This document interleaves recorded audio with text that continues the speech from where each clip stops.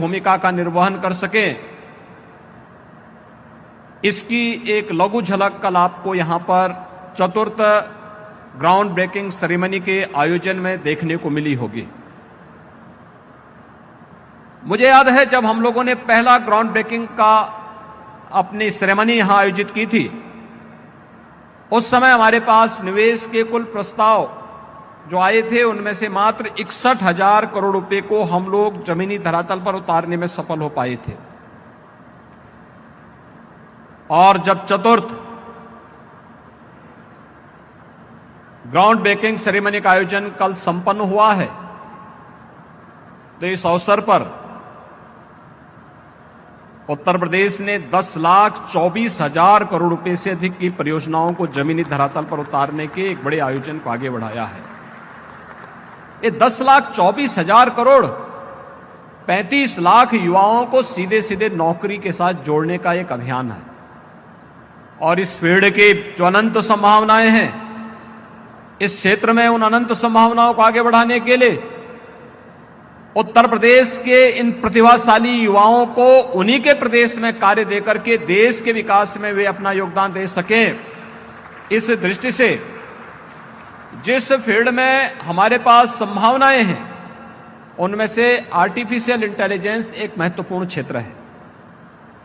आपने देखा होगा, इसको लेकर के हम लोगों ने 2022 में IT and ITS की अपनी एक पॉलिसी भी हम लोगों ने प्रदेश के अंदर लॉन्च की थी। इस फील्ड में पहले से जो लोग कार्य कर रहे थे, आज यूपी डाटा सेंटर का एक हब बनने जा रहा है। 3 डाटा सेंटर वर्तमान में या तो स्थापित हो चुके हैं या स्थापित होने की अंतिम प्रक्रिया के साथ जुड़ रहे हैं, और 8 नए, कुल मिलाकर के 8 नए डाटा सेंटर यूपी के अंदर बन रहे हैं। उत्तर प्रदेश के अंदर जहां पर कभी इस प्रकार की संभावना नहीं थी, आज वह यूपी के अंदर संभव हो पा रहा है। यहां पर माइक्रोसॉफ्ट का हो, HCL का हो, या ये बैठे हुए जो हमारे अलग अलग इस फील्ड के प्लेयर हैं, इन लोगों ने भी यूपी की इन संभावनाओं को देखा होगा। उन संभावनाओं को ध्यान में रखते हुए आज जिस एक नए अभियान को लेकर के हम आगे बढ़ रहे हैं, 3 MOU अभी यहां पर संपन्न हुए हैं। और मुझे तो अच्छा लगा कि कल प्रधानमंत्री जी ने शिलान्यास का कार्यक्रम किया। इलेक्ट्रिक व्हीकल की जो यूनिट यूपी के अंदर लखनऊ में लगने जा रही है, उन्होंने अपने कार्य को भी प्रारंभ कर दिया है। आज से ही हम लोग, इससे पहले मैं लखनऊ में उसी सेंटर में उस कार्यक्रम में गया था जहां पर उन लोगों ने, उनकी पूरी टीम आकर के वहां काम करना प्रारंभ कर दी है। यानी हमें आज के दिन पर केवल स्केल को ही नहीं देखना है कि हम दुनिया के अंदर, भारत के अंदर सबसे बड़े राज्य हैं, यानी आबादी के अनुसार सबसे बड़े राज्य हैं। हमारे पास स्केल था, उस स्केल को आदरणीय प्रधानमंत्री जी के मार्गदर्शन में स्किल में बदलने के लिए हमारे इंस्टीट्यूशन ने एक अच्छा रोल अदा किया। लेकिन उस स्किल को स्पीड भी चाहिए, और स्पीड के लिए हमें डिजिटाइजेशन को अपनाना ही होगा, और इसमें आर्टिफिशियल इंटेलिजेंस आपकी बहुत बड़ी मदद कर सकता है।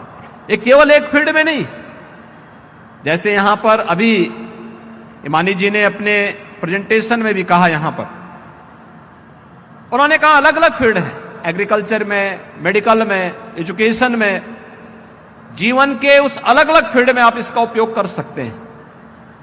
ये तो उपयोग करने वाले पे निर्भर करता है कि वह किस रूप में इसको लेता है।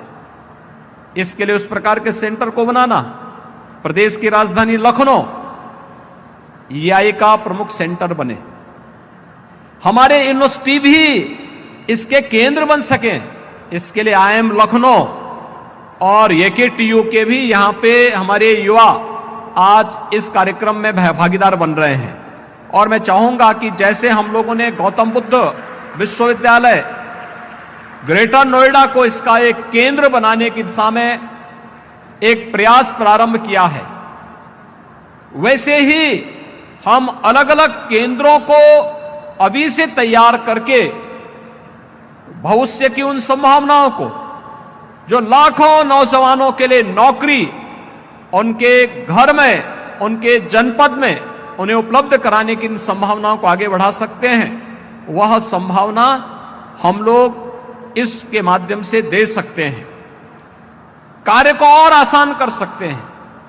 बहुत आसान हो चुका है। तकनीक का उपयोग करते करके कितना बड़ा कार्य हो सकता है, हम लोगों ने पिछले 7 वर्ष के अंदर देखा है।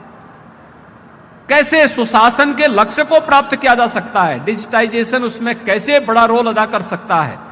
हम लोगों ने पिछले 7 वर्ष के अंदर उत्तर प्रदेश के अंदर प्रधानमंत्री जी के मार्गदर्शन में उसे लागू करके उसको एक कॉमन मैन को लाभान्वित होते हुए देखा है। यही उत्तर प्रदेश था जिस उत्तर प्रदेश में 2016-17 तक लोग भूखों मर रहे थे। यहां पे भूखमरी से मौतें होती थी। आज यही उत्तर प्रदेश है। उत्तर प्रदेश में पब्लिक डिस्ट्रीब्यूशन सिस्टम देश का सबसे सुंदरतम मॉडल खड़ा हो चुका है। पॉइंट सेल मशीन के माध्यम से हम एक जगह स्क्रीन में प्रदेश के अंदर सभी 80,000 फेयर प्राइस शॉप की मॉनिटरिंग एक जगह से कर सकते हैं और देख सकते हैं कि हर लाभार्थी को उसके अनुसार खाद्यान्न प्राप्त हो रहा है कि नहीं हो रहा है। सरकार की बचत भी हो रही है, लेकिन साथ साथ हर एक नागरिक तक शासन की योजना का लाभ भी बहुत अच्छे तरीके से पहुंच पा रही है। और जब कॉमन मैन शासन की किसी योजना से लाभान्वित होता है तो कॉमन मैन जो सचमुच उसका प्राप्त करने का अधिकारी है, वह अपनी दुआ से शासन को भी और प्रशासन को भी लाभान्वित करता है। आप शासन की योजना उन तक पहुंचाने का काम कर रहे हैं, लेकिन वह जब आपके लिए दुआ करता है तो फिर आपके कार्य करने की स्पीड और भी बढ़ती है। आज टेक्नोलॉजी आपके लिए कितना सहायक हो सकता है, आज आप इस क्षेत्र में देख सकते हैं। डीबीटी के माध्यम से शासन की योजना एक एक व्यक्ति तक पहुंच जाना, ये उसी फील्ड को, उसी का एक माध्यम है। और उत्तर प्रदेश के इन युवाओं को हम डिजिटली सक्षम बना सकें।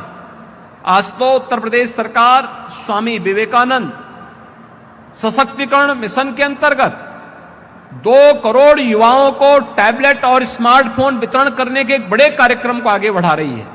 हम लोग अब तक 20 लाख यूथ को यह सुविधा उपलब्ध करवा चुके हैं। शासन की योजनाओं के साथ जोड़ने का कार्यक्रम हमारा चल रहा है।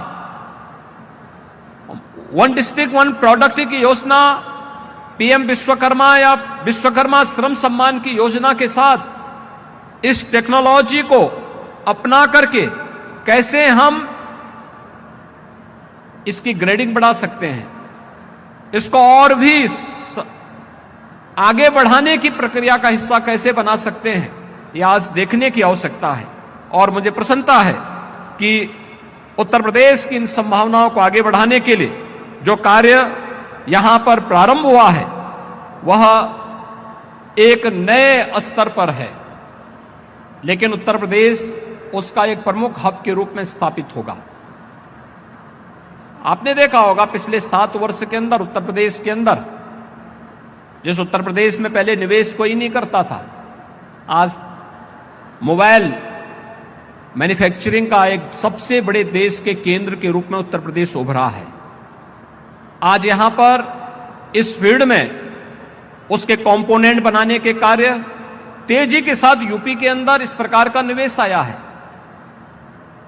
हर एक फील्ड में उत्तर प्रदेश ने जो नए लक्ष्य तय किए हैं, इन लक्ष्यों को प्राप्त करने की दिशा में हम आगे बढ़ेंगे। इस फील्ड में जो आज हमारे साथ 3 एमओयू यहां पे संपन्न हुए हैं, इनके अलावा और भी जो हमारे पास इस फील्ड के प्लेयर बैठे हुए हैं, मैं उन सब से आग्रह करूंगा वे उत्तर प्रदेश के इस पोटेंशियल को समझे। उत्तर प्रदेश में आज इस बात को कहता हूं, जो उत्तर प्रदेश में आज निवेश नहीं करेगा, कल वो पछताएगा कि देखिए साहब हमने नहीं किया, हम पीछे रह गए। जैसे समय के अनुरूप अगर हम नहीं चल पाएंगे तो हम पछताते हैं कि हमने समय पे निर्णय लिया होता तो हमारा राज्य भी वहां होता। और मुझे लगता है कि निवेशकों के लिए भी यह एक सही बैठता है कि वे भी अगर समय से ये निर्णय नहीं लेंगे कि जो पॉलिसीज आई हैं, इन पॉलिसीज का लाभ समयबद्ध तरीके से लेकर के अगर आप निवेश नहीं कर पाएंगे तो जो निवेशक होगा वह लाभान्वित होगा, प्रदेश की जनता भी लाभान्वित होगी, लेकिन जो छूट जाएगा उसके सामने पश्चाताप की सिवाय और कुछ नहीं होगा, क्योंकि उस समय वह कहेगा कि साहब हम भी उस समय अगर निर्णय लिए होते, नहीं कर पाएंगे तो जो निवेशक होगा वह लाभान्वित होगा, प्रदेश की जनता भी लाभान्वित होगी, लेकिन जो छूट जाएगा उसके सामने पश्चाताप की सिवाय और कुछ नहीं होगा, क्योंकि उस समय वह कहेगा कि साहब हम भी उस समय अगर निर्णय लिए होते तो हम भी आगे बढ़ चुके होते। और मैं इस अवसर पर उत्तर प्रदेश सरकार की ओर से आपको इस बात के लिए आश्वस्त कर सकता हूं कि उत्तर प्रदेश में होने वाला एक एक निवेश पूरी तरह सुरक्षित भी होगा और सरकार के द्वारा पूरी तरीके से हर प्रकार की अपनी प्रतिबद्धताओं को समयबद्ध तरीके से आगे बढ़ाने के लिए भी मैं आपको आश्वस्त कर सकता हूं। मुझे प्रसन्नता है कि आज यहां पर 3 MOU यहां पे सरकार के साथ हुए हैं। सरकार का जो विजन है कि लखनऊ में एयरपोर्ट के पास एक AI का महत्वपूर्ण सेंटर स्थापित कर सके, इसका एक हब बन सके प्रदेश की राजधानी लखनऊ, और साथ साथ गौतम बुद्ध विश्वविद्यालय ग्रेटर नोएडा भी, गौतम बुद्ध नगर जनपद में भी हम इस प्रकार के एक नए सेंटर की स्थापना कर सकें। इस दिशा में आप सबके सहयोग की अपेक्षा हम करते हैं और मैं विश्वास के साथ आपको आश्वस्त करता हूं कि उत्तर प्रदेश में रुचि दिखाने के लिए मैं आप सबका हृदय से अभिनंदन करता हूं। उत्तर प्रदेश की इन संभावनाओं को आगे बढ़ाने के लिए आपके उपयोगी सुझाव जो आ रहे हैं, इनका भी मैं स्वागत करता हूं। और उत्तर प्रदेश में जो लोग निवेश कर रहे हैं उन्हें एक सुरक्षित माहौल में निवेश करने और उस सुरक्षित माहौल के साथ साथ उन्हें शासन की हर एक प्रकार की सुविधा से आच्छादित करने के लिए भी मैं अपने हर निवेशक को यहां पे आश्वस्त करते हुए अपनी वाणी को विराम देता हूं। धन्यवाद। जय हिंद।